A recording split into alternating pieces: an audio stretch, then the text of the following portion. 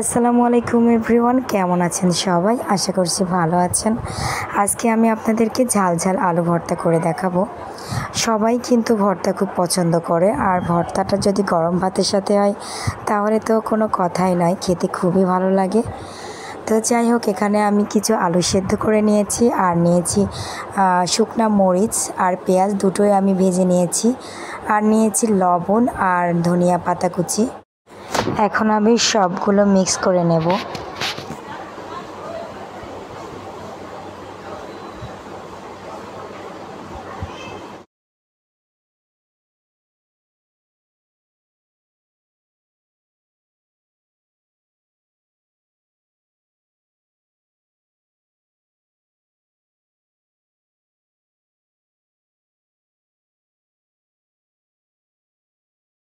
আর সব থেকে ভর্তাতে যেটা দিলে ভর্তাটা খেতে খুবই ভালো লাগে সেটা হচ্ছে সরিষা তেল।